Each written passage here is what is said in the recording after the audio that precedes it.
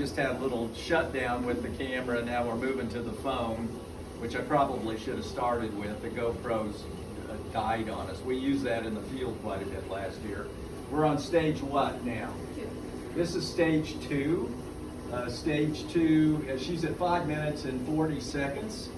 Stage 2 is 12% incline. You increase the incline 2 degrees every 2 to 3 minutes. And so what was the rating of perceived exertion? The last one was 10. Yeah, and that's what I was showing you before we left. She was 10, which means that she still feels like it's very, very light. And you see you get up here to all the way to 20, but usually when they get to 16, 17, 18, it's very hard, then they quit, okay? This back over here.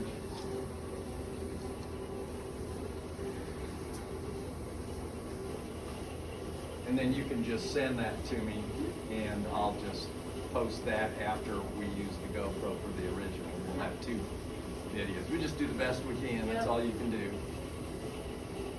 Yes? She feels great. She's got her thumb up.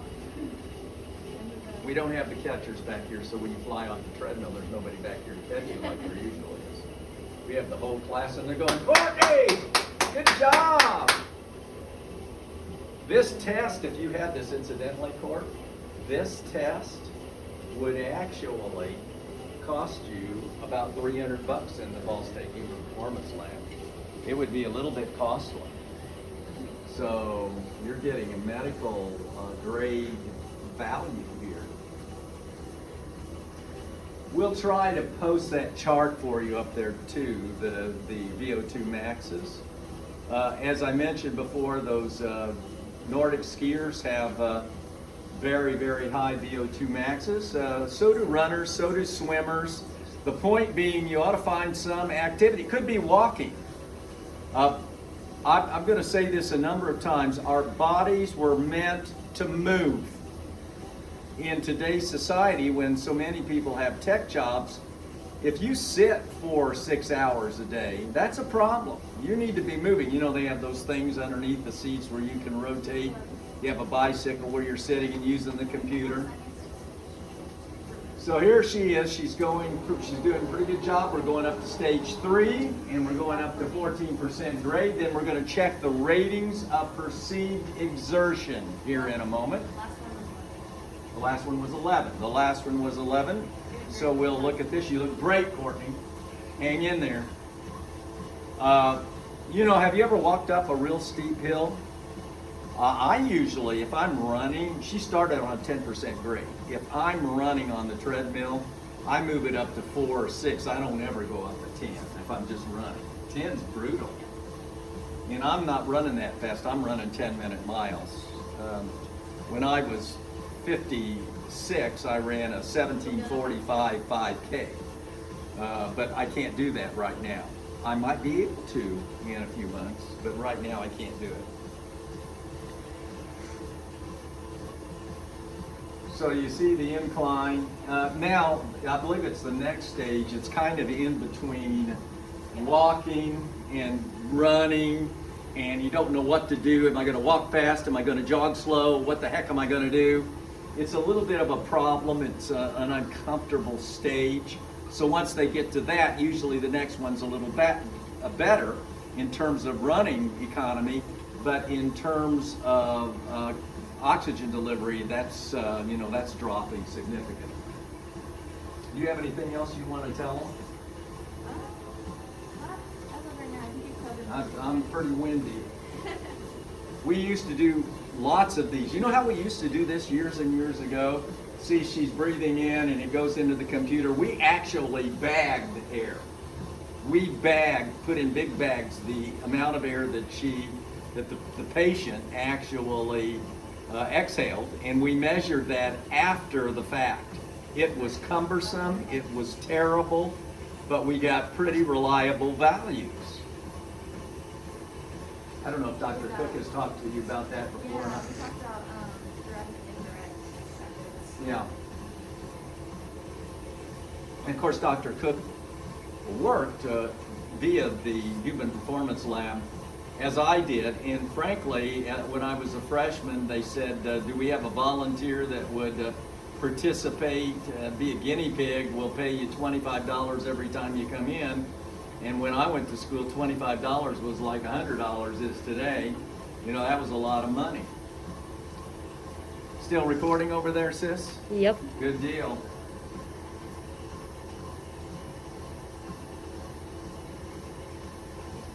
We probably should have started with the phone. They're more reliable. That RP was 13. That RPE was 13. So 13 is, now this is the one that's a little bit difficult. The RPE 13, somewhat hard. She's somewhat hard. Now she's going to go 2 minutes here, and I'm guessing it's going to boost. Now we're also going to look here. Rating. This is RER. I've got brain lock. Respiratory exchange rate. Gee, many Christmas. Respiratory exchange rate is 0.95. When she started, it was about 0.79. That's carbon dioxide over oxygen. Now, when it's 1, the amount of oxygen equals the amount of carbon dioxide exhaled, amount of oxygen consumed. And then as she goes on, it's going to go to 1.1. Normally, when this gets to about 1.05, 1.06, 1.1, that's it, usually.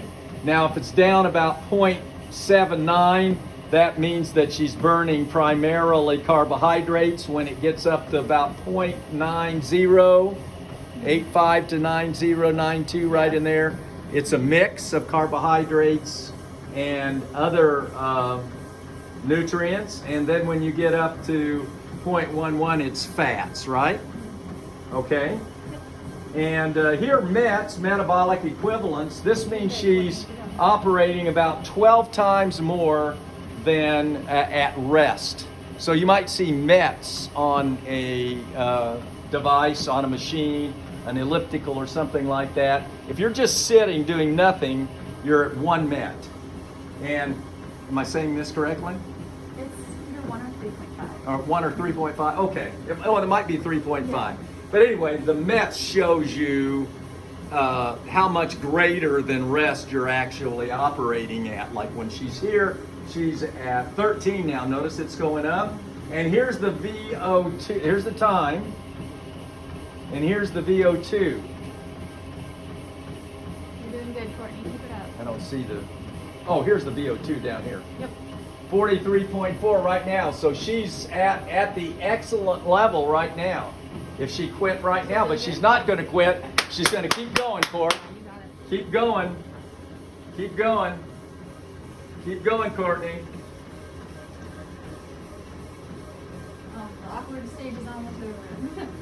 Yep. Speed up a little bit. Might feel a little better. Yeah. Remember, you've got the red button there. Here's a respiratory rate. Notice at rest, it's usually about 12.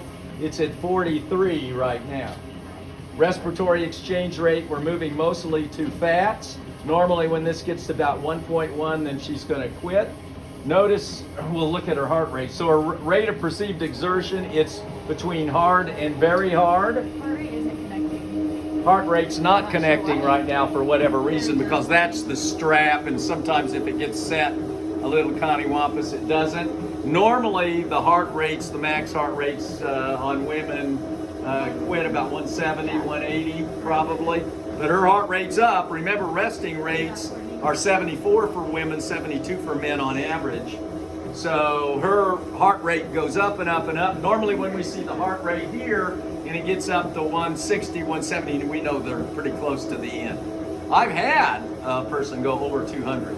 I went to 210 one time when I was about 21, but that was a near-death experience. It was bad. I overdid it. Here we see the RER now. We see it really moving up. She's really doing great. The other problem with this is, with the mouthpiece, it's a little bit, she just pressed it. Normal, her VO2 max was 49. Notice, she just made the superior level. She just, nice job. Nice job. Superior, that's good.